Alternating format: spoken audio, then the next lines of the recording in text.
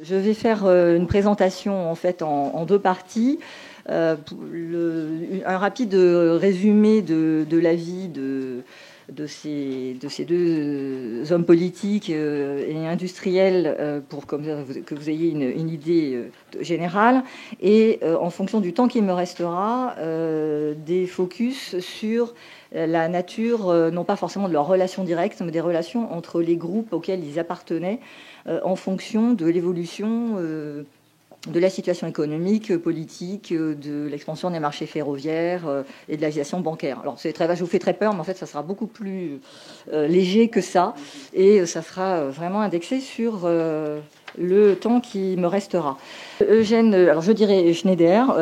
Eugène Schneider donc, est né en 1805 et Auguste de Morny en un seul mot à l'époque, quand il est né en 1811. Eugène Schneider est le fils d'un notaire qui a fait fortune sous la Révolution et l'Empire, et puis après a perdu sa fortune à la fin de l'Empire et après Waterloo. Et puis Auguste de Morny, lui, est le fils illégitime de la reine Hortense, donc la belle-fille de Napoléon Ier, la fille de Joséphine de Beauharnais, et de Charles de Flahault. Et donc, il est légitime, donc pas reconnu. Donc, c'est un monsieur qui lui a donné son nom contre une somme d'argent. De Morny en un mot, et à l'aube de la Révolution, enfin après la Révolution de Juillet, il a scindé en deux mots, et ensuite il s'est attribué le nom de comte avant de devenir duc en 1862 par un titre officiel.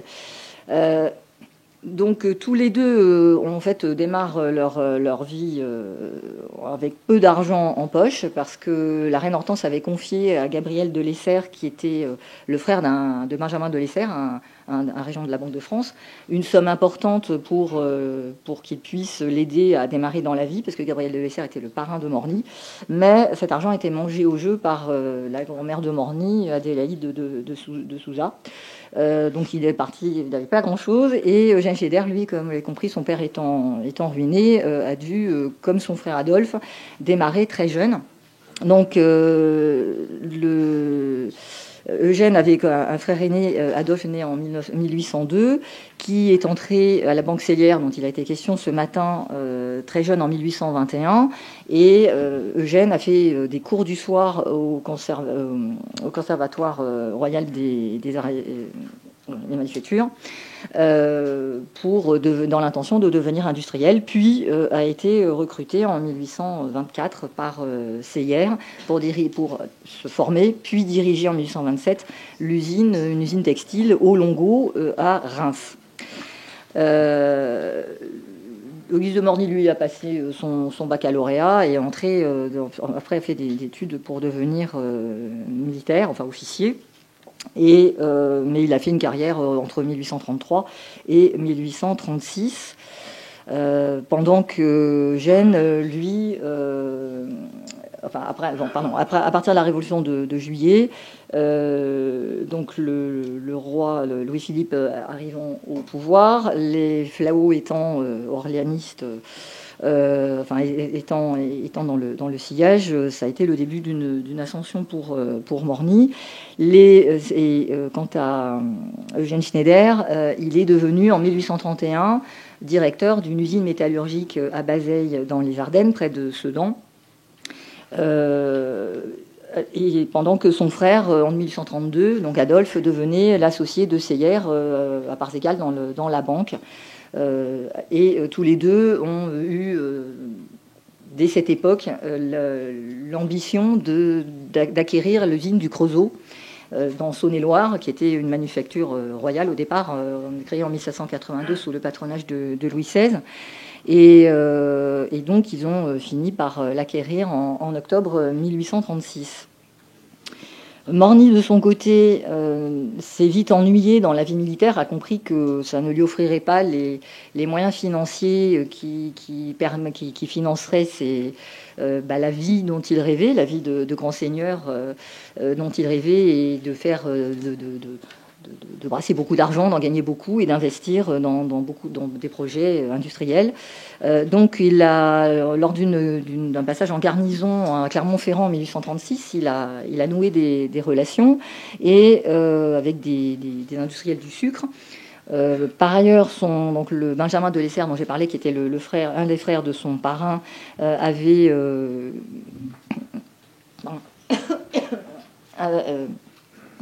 été un des promoteurs de l'industrie du sucre indigène en France, notamment à Passy. Et en 1833, Morny a commencé une très longue liaison avec la fille d'un riche fournisseur aux armées, négociant, tout ce que vous voulez, enfin très riche, donc Fanny Lehon, qui lui a avancé les fonds en 1837 pour acquérir une usine de sucre à Bourdon, dans le Puy-de-Dôme, au nord-est de Clermont-Ferrand. Les Schneider, alors pourquoi aussi? Parce qu'il voulait changer de braquet complètement, et il voulait aussi viser une carrière politique. Alors ce qui fait que Adolphe Schneider, c'est que lui, qui était un banquier, mais au nom de l'implantation au Creusot, étant un industriel, s'est présenté en politique, et Morny, lui, a acquis une usine pour pouvoir avoir une assise financière qui lui permet, surtout fiscale, qui lui permettait de se présenter en politique. Tous les deux ils n'étaient pas de la même génération, mais à l'époque, pour être élu, il fallait atteindre un certain âge, 30 ans à l'occurrence, et tous les deux ont été élus députés en même temps. Donc Adolphe en juillet 1842 et pour la Saône-et-Loire, et Morny pour le Puy-de-Dôme. Donc ils se sont retrouvés en politique. Ils étaient aussi au conseil général de leur département respectif. Alors, en 1845, Adolphe Schneider se tue dans un accident de cheval, et Eugène, qui lui avait continué parallèlement au Creusot, à gérer le Creusot, mais aussi avait gardé un pied à Bazeilles, liquide sa participation dans Bazeilles et se consacre totalement au Creusot, et est réélu sur tous les mandats qu'occupait son frère.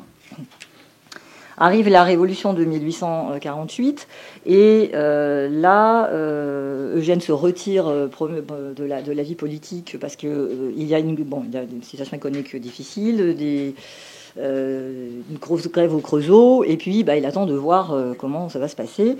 Et Morny, lui, se représente aux élections législatives en mai 1849, parce que lui, il a une bonne raison de revenir très vite à la politique, non seulement parce que il se trouve que son demi-frère, donc le Napoléon Bonaparte, a été élu président de la République à la fin de 1848, et donc Morny revient en politique rapidement. En octobre de 1850, il propose à Eugène Schneider de revenir dans la vie politique, parce que la situation s'est stabilisée. Eugène Schneider accepte, et ça prend effet très vite, puisque Eugène Schneider est nommé ministre de l'Agriculture et du Commerce dans le gouvernement des techniciens de fin janvier à avril 1851. Et puis il va participer... il ne participe pas à la préparation du coup d'État, mais il va faire partie des commissions, de la commission consultative pour préparer la Constitution. Il va être associé, il va très vite profiter du coup d'État, et donc Morny devient ministre de l'Intérieur par le coup d'État qu'il a, lui, pour le coup, bien aidé à préparer. Il n'y reste pas longtemps, puisqu'il en démissionne dès le 23 janvier 1852, et tous les deux, Eugène et Schneider et Morny, sont élus députés, alors encore une fois des mêmes départements respectifs, en mars 1852. Et donc Morny lui reste député pour l'instant, tout en se lançant dans des affaires dont je parlerai tout à l'heure. Et puis Eugène, lui, devient vice-président d'emblée dès mars.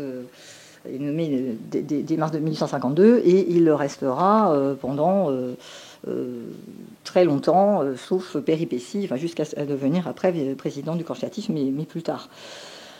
Donc voilà, ça, au niveau politique, ça ne bouge plus beaucoup. Par contre, Morny, lui, devient président du corps législatif en novembre 1854 et préside à partir de la session de 1855. Et Eugène Schneider, l'évolution fondamentale qui se passe pour lui, c'est qu'il devient régent il est élu régent de la Banque de France en janvier 1854.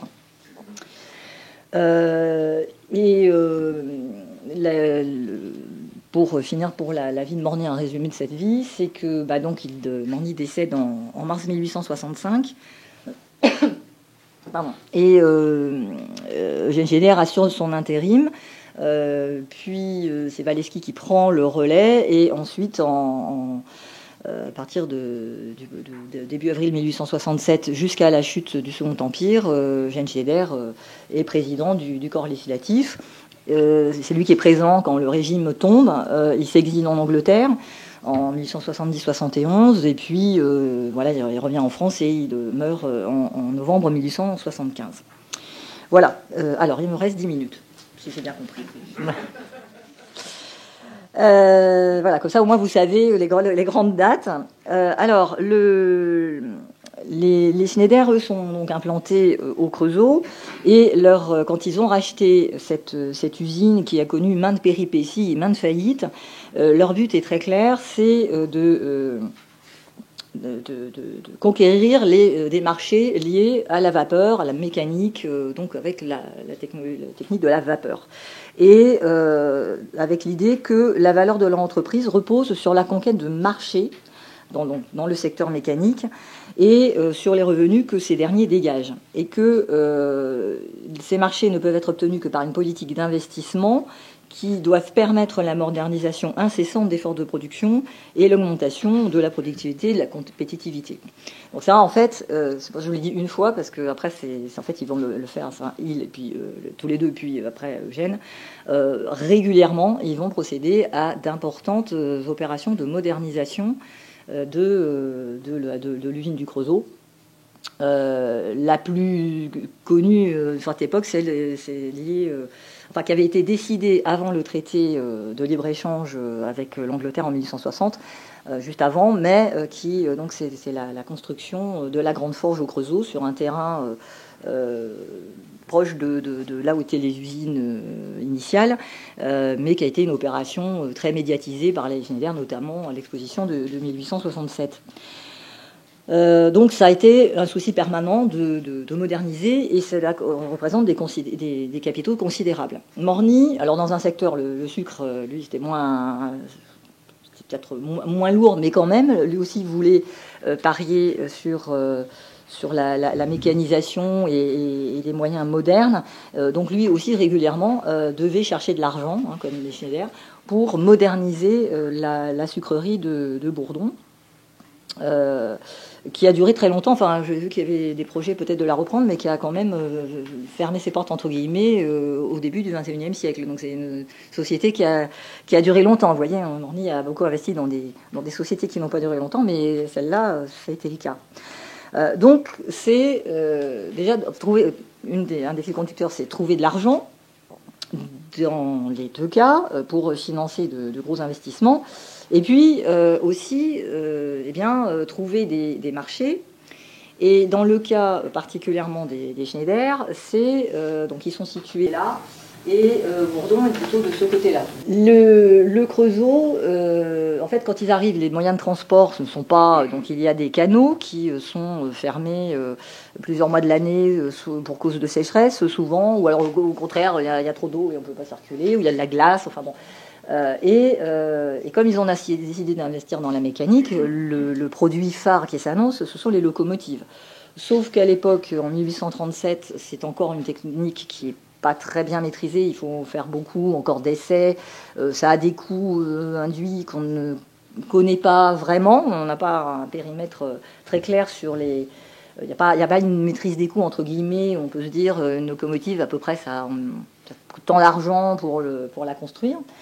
Et puis, il n'y a pas beaucoup de concessions de chemin de fer, donc ils vont avancer au fur et à mesure. Ils ont besoin de participer à l'équipement en rail pour pouvoir aussi que les compagnies leur achètent des locomotives. Donc il y a un peu, je progresse pour pouvoir faire mon marché. Ça fait un peu la conquête de l'Ouest, vous voyez, quand on voit les chemins de fer américains, on les voit, c'est un peu ça. Voilà. Donc j'ai des marchés dans les régions qui me permettront, ou qui leur permettront aussi de livrer à des clients et aussi plus lointains. Donc c'est à la fois d'améliorer leur zone de livraison, en fait, et aussi de trouver des marchés. Alors, pour donc, les locomotives, n'étant pas encore très au point, ils achètent des chantiers à Chalon-sur-Saône pour pouvoir investir dans la navigation fluviale. Bon. Et donc et ils font des rails, parce que les rails, c'est plus facile quand même. Donc, il y a cette idée de se trouver des marchés, et donc évidemment qui passe les marchés, ce sont des compagnies ferroviaires. Bon. Donc là, en 1800, il se trouve qu'au moment où Morny et Adolphe Schindler sont élus députés, il y a eu une loi juste avant, un mois avant, la loi Legrand, qui a décidé, qui a commencé à organiser le réseau ferroviaire avec 6 lignes autour de Paris. Et il y a des acteurs. Oui, 3 minutes. Oui, c'est pas. Il y a des acteurs sur ce marché ferroviaire qui, avant la révolution de 1848, sont les banquiers. Donc il y a le banquier Laffitte, qui est un ami de Morny et qui l'a parrainé pour entrer au Jockey Club. Il y a les Rothschild qui, en 1845, ont l'autorisation de fonder la Compagnie du Nord, au nord de la France, aux grandes dames de Seyer, qui leur niait la même ligne et qui va devenir un ennemi juré de Rothschild, définitivement. C'est-à-dire qu'en fait, un exemple concret, c'est qu'en novembre 1852, quand le Crédit Mobilier va être créé par les Pereire, qui étaient alliés aux Rothschild, qui étaient alliés, en tout cas qui étaient amis avec les Rothschild avant cette décision, vont se mettre les Rothschild à dos aussi. Seyer passe dans le camp des Pereire, et alors que Eugène Schneider, lui, qui doit être bien avec tout le monde, pour avoir des marchés, il faut qu'il se fâche avec personne. Lui ne va pas va être du côté de Rothschild et de la Réunion financière, le nom qui a été choisi autour de Rothschild pour contrer les projets des Pereire dont on a parlé ce matin, pour limiter l'action du Crédit Mobilier. Et parallèlement, suite à cette rupture du Crédit Mobilier, avec de Seyer, le passage au Crédit Mobilier, Eugène Schneider a fait voter en 1853 à l'Assemblée générale le pouvoir de trouver des sommes à l'extérieur de son entreprise, de pouvoir émettre des emprunts pour dépendre moins de Seyer. D'abord parce que les sommes d'argent, Seyer ne pouvait pas suivre pour tout l'ensemble des sommes, mais aussi pour pouvoir trouver d'autres sources et équilibrer et ne pas être uniquement à la remorque de Seyer. Un petit mot, comme il me reste 1 minute. À propos du corps législatif, les 2 hommes, Eugène Schneider et Morny, ont œuvré ensemble pendant de début 1855 à début 1865. Alors moi je n'ai trouvé aucune archive écrite sur les relations qu'ils avaient, parce qu'ils avaient beaucoup d'occasions de se voir et de se parler, soit d'aller voir Eugène Schneider, d'aller voir Morny quand il recevait le matin dans ses appartements, soit juste avant les séances, soit au cercle des chemins de fer que Morny avait créé pour avoir un terrain de discussion neutre entre tous les interlocuteurs ferroviaires. Donc il y avait aussi bien les Rothschild que les Pereire, que Paulin Talabot, que Seyer. Et là, c'était une occasion aussi de voir Morny assez souvent. Et puis, je n'ai plus de temps. Si, j'ai encore 1 minute. La dernière. Adolphe Schneider et Morny en 1839 et 1840, ont tous les deux appartenu à des comités, alors l'un pour le sucre, l'autre pour des intérêts métallurgiques et un comité d'intérêt mécanique l'industrie mécanique, pour œuvrer sur des lois douanières qui n'étaient pas favorables à leur secteur respectif. Et en 1864, Eugène Schneider et Morny ont été à la manœuvre pour l'importante loi du 25 mai 1864 sur les coalitions, qui donc supprimait l'interdiction des coalitions qui avaient été établies depuis 1791, même si ça avait été un peu modifié en 1849. Et qui avait aussi comme intérêt pour eux, surtout pour Eugène Schneider qui en a plus profité évidemment, les coalitions ça touchait les ouvriers mais ça touchait aussi les patrons. Et juste après cette loi-là, Eugène Schneider a participé à la création du comité des forges qui ça inaugurait une nouvelle ère, mais voilà, ils avaient aussi commencé des combats douaniers dans leur jeunesse et finalement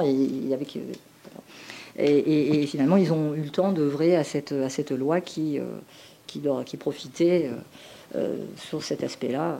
Il profitait aux ouvriers aussi, mais aussi aux patrons. Voilà, excusez-moi, je m'arrête, j'ai tenu les temps.